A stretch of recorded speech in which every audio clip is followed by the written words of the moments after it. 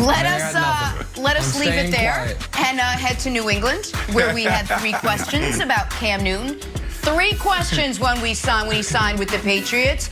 Would he mesh with Bill Belichick? That's a yes. Would he still be comfortable breaking out and running? That's a yes. For themselves, for us to win, it's just been different. Gunslinger Patrick Mahomes, gunslinger Cam Newton. Patrick Mahomes, you hear Cam that? Newton, different styles. Yes. Go ahead, Brandon. What do you make of what Cam had to say? Well, look, I mean, you go back to his career in Carolina, it was sexy. Those are Cam Newton's words. Like, I mean, he threw the ball. He won throwing the ball. He won running the ball. This year is just funky. Like, think about if you're a general manager, if you're an owner in this offseason and you got Cam Newton sitting there. How do you evaluate him? You know, is it like, well, it wasn't clicking because of COVID? Because before COVID, you look pretty sharp. Is it not clicking because of your health? You know, is there some health concerns there? Do you not have what you need as far as offensive line? We know you don't have a wide receiver and a tight end. So it's really tough position to be in if you're Cam Newton or another team or even the Patriots if you're thinking about what to do moving forward with Cam, because it's hard to evaluate him. You're a quarterback in the National Football League and you throw for less than 100 yards and you're not throwing it more than 15 times a game. That is concerning, but you got to look at the big picture. So people who are evaluating Cam, they got to roll up their sleeves and really do their work, Kevin. Okay, you can evaluate him on wins and losses, but it is a little bit concerning that this is how many attempts we've had. 17, 18, 19, 40. Those are the last 4 games. So call me crazy, I liked the 40-point game, even though, excuse me, the 40-attempt game, even though we lost. And my favorite play, I was like, oh, Cam to Damiere Byrd. I was like, oh, I didn't know we had this. It's the best throw he's had all year. The big question is, if he can do this, why aren't we doing it more often, Jenna? And here's the other part when we talk about evaluating him. The fact that everyone loves Cam so much and he's a spark for the team, just sort of leadership-wide, I don't think that should go unmentioned, Brandon. When people, whether he's with the Patriots or he goes to another team, the guy has there's a massive, massive void on the Patriots, and he's filled it with energy, and he's teaching people to dab, and he's doing this cool bird thing, it's old Birdman style thing. So, Jenna, obviously I love Cam. I wouldn't mind if we threw the ball, 25 times a game. I wouldn't mind if Cam got into triple-digit yardage. That's just me. As long as we keep winning, whatever. And this is why this is why it's hard to answer the question of whether it's working out for him in New England. Is he a success? Will he be there? Let's set this up. All right, you got the Bucs with Brady. They're 7-5. They're second in the NFC South. You got the Patriots with Cam. They're 6-6. They're third in the AFC East. Nick, I'll throw it to you. So who are the winners and the losers from the Brady-Belichick divorce, if you will, the breakup at this point? Right now, there are only losers. There are no winners. Oh. You guys remember the old parable, King Solomon with the baby? King, 2 women say, it's my baby, it's my baby. And Solomon's like, let's split the baby in half. And that's how they determine who the mother is. In an alternate reality, they actually do split that baby in half, and each mother goes home with half a baby. Guess what? They both lose. Okay. Nobody's happy. It's like, oh, should have stuck with the way we were. That's what should have happened here. I think Brady's like, damn.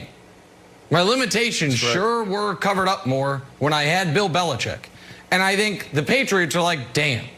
We sure, even though it could be frustrating at times, we sure were in a better position when we had a quarterback who knew exactly what we were trying to do and knew how to avoid things like the fumble against the Bills, which is the single biggest moment of their season up to this point.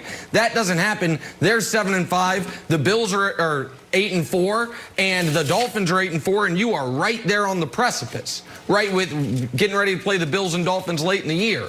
So I think right now, both sides are worse because of the divorce, Brandon.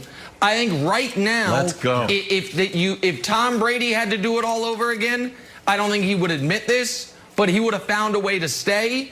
And I think if Bill Belichick had to do it all over again, he would have found a way to convince Brady to stay, because both the sum, it was greater than either of the two individual parts at this point in their careers or at this point in their franchise as far as the pieces around them, Brandon.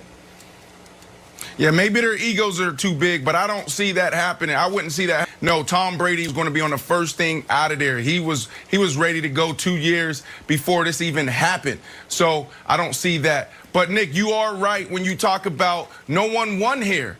I mean, you have an all-time great quarterback, the best quarterback the game has ever seen, the best head coach the game has ever seen.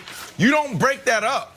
Think about it this year. Yeah. The Lakers, you have the Chiefs, you have the Steelers, the Saints. What do they have in common? Leadership. During a global pandemic, what do you need in sports to get it done with so many different procedures and systems in place just to get through a day, just to get to the next game? You need leadership. So think about you already owning this division for 20 years, it seems like, and now you have the continuity and chemistry.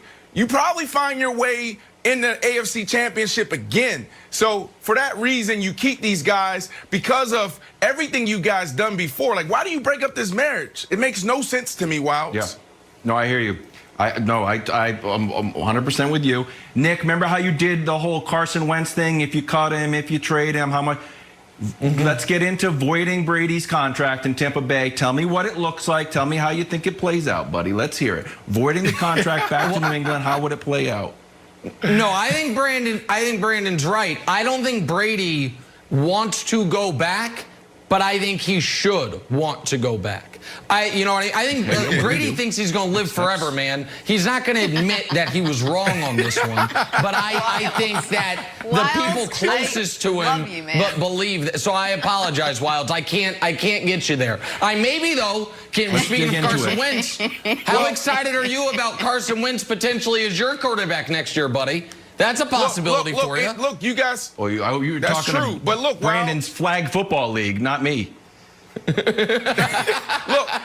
if you want to really pick a winner, you can say the organization, right? Because the organization, you talked about the Chicago Bears, the last block, they're going to be here forever until we crush and we eliminate the NFL. But a player, your life, your career, that's 5, 10, 15, 20 years. So now the organization gets a head start to find that next quarterback that can potentially lead you for another 10, 15, 20 years. So if you want to pick somebody,